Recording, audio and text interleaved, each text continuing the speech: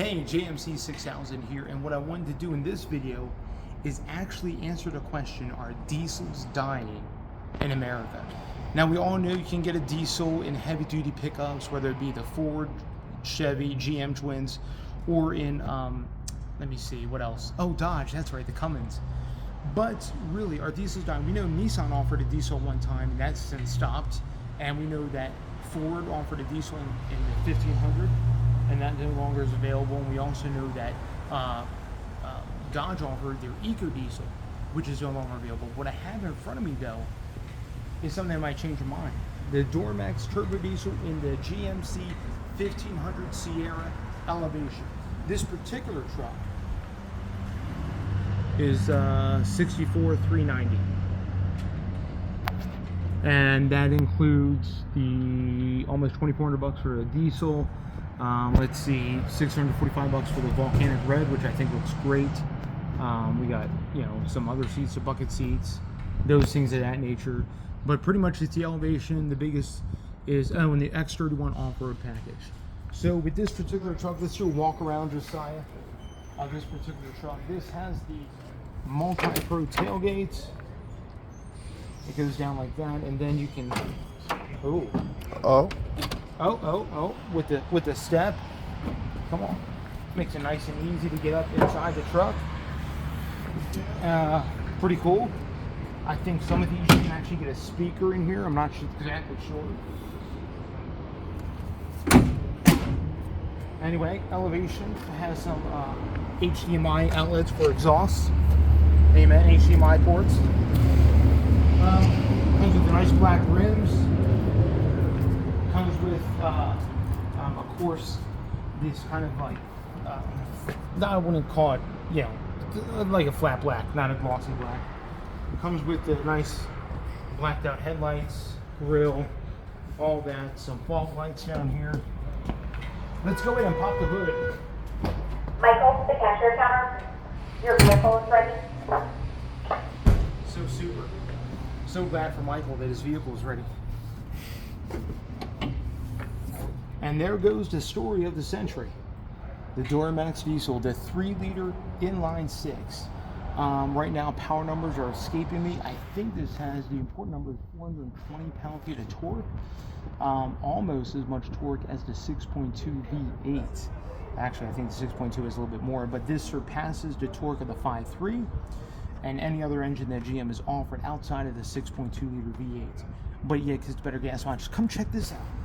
This is insane for a 4-wheel drive truck. Look at this. 22 city, 27 highway, 24 combined. For a 4-wheel drive full-size truck, nobody is touching that right now. Nobody's touching that right now. Not even Ford with the power boost. They can't even touch that right now. So let me start it up for you.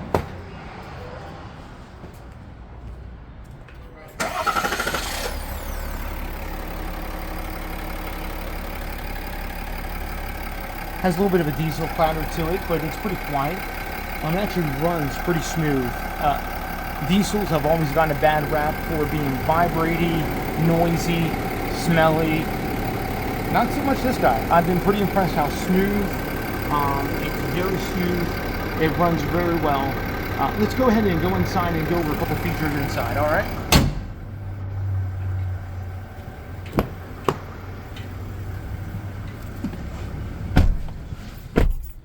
All right, we're inside. The air conditioning is on. It's about 85 degrees outside. But a couple of takeaways. I just got done driving the truck. I wanted to do a couple of takeaways with this particular truck.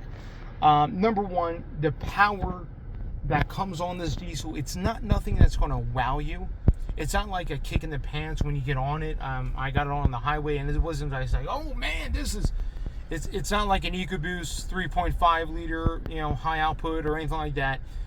The power is more progressive, and that's one of the things about diesels. Now, I will say, diesels and some of the heavy-duty trucks, the power can come on so strong, it's like a kick in the pants. It's pretty crazy. But this particular diesel, it's very progressive in its power, very linear. When you get on it, even all the way, it doesn't throw you back to the seat, but it definitely moves out with some authority. So that's very nice. One of the things I wanted to talk about with this diesel is Are diesel? Let's answer that question. Are diesels really dead here in America? I mean, we talk about trucks that used to have a diesel, but they no longer have a diesel. Vehicles, as far as SUVs, as far as regular mainstream cars and whatnot, the ones that are left, sedans and coupes and whatnot, they no longer offer a diesel. And pretty much a lot of that was squashed here in America because of Dieselgate. Thank you, VW. But so when it comes down to diesels, I think this is what GM is looking at with this is a great alternative for them to kind of offset their gas engines, to kind of offset their 5.3s, their 6.2s. GM no longer makes their 4.8 liter V8. That was an excellent V8. GM no longer makes their 4.3 liter LS-based V6 or LT-based V6. That was an excellent V6 as well. So primarily GM is focusing on their two V8s, and in fact, from what I understand, a couple months back, GM introduced that they're coming out with a new and updated LT V8 system. I think it's going to be based off of the Corvette ZR1 engine, the dual red cam 5.5 liter, I believe it is, the Screamer flat plane crank. I believe they're going to make it a cross plane, and they're going to take that same technology and bring it into a lot of their trucks and SUVs and whatnot. But this right here is basically GM's answer to, and the reason why they haven't gotten rid of it, because it's the only thing that gets as good a gas mileage as does in the full-size market until something else better comes along. It's pretty smooth for what it is. I've been pretty impressed. I mean, sitting here at idle with the air conditioner on, I can barely feel it running. You can't hear anything. I'll turn the fan down. You can hear just faintly a little bit of diesel clatter. You hear a little bit, but not so much. So that's very nice. One of the things I want to answer is, are diesels really viable in America? I believe they are, to a point. They're not totally extinct, but they're getting there. And I believe once GM introduces their new V8s for their full-size pickups, I believe we're probably going to see the 3-liter possibly go away. Because as of right now, nobody can touch the mileage of this 3-liter diesel. But I believe once some things start coming together, and we see hybrid trucks really start coming into play, and you may be like, well, John, why don't people like GM and Ford and others couple a hybrid system with the diesel?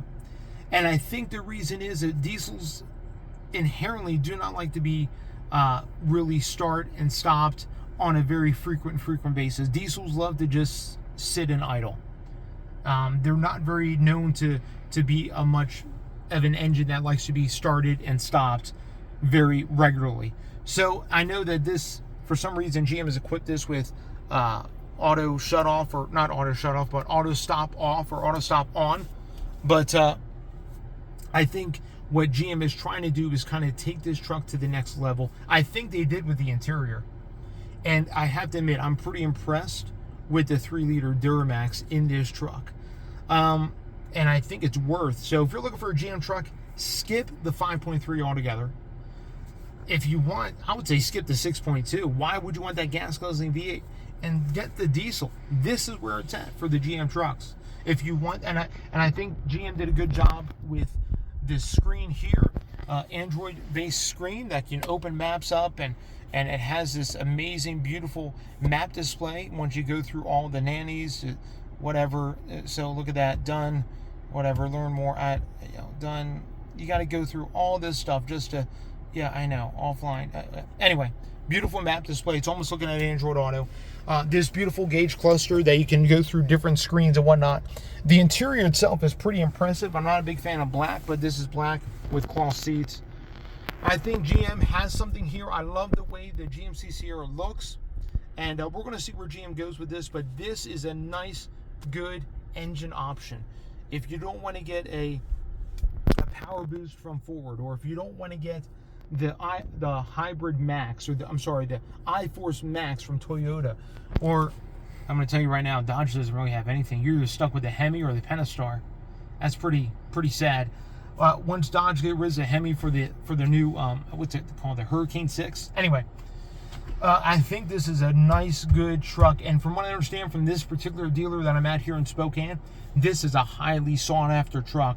I was lucky to even find this truck here, this dealership, because many people are buying this truck because they want the diesel. They want the mileage. And as of right now, here in Spokane, here in Washington State, diesel is actually a little bit cheaper than regular gasoline. It's a no-brainer. Why would you want to, it's a no-brainer to get the diesel. Anyway, so to answer the question, come back around. Are diesels done in America? The answer is not yet. They're getting close, but they're not done yet. I'd love to hear your thoughts, comments, suggestions, replies. I'm so glad to bring this truck to you and to kind of talk about diesels and what diesels represent here in America. Again, this has been JMC 6000. Please like, comment, subscribe, hit the bell notification. I upload a new video every single Wednesday morning. Don't want to miss my next video coming up next week. I got a big surprise, and it's going to be absolutely awesome. So again, tune in, subscribe to the channel. Love you guys, appreciate you guys, and let's get some discussion going. What is the future of diesels here in America? I don't think they're done yet, but it's almost like they're on life support. Awesome. You guys be blessed. Have a wonderful day.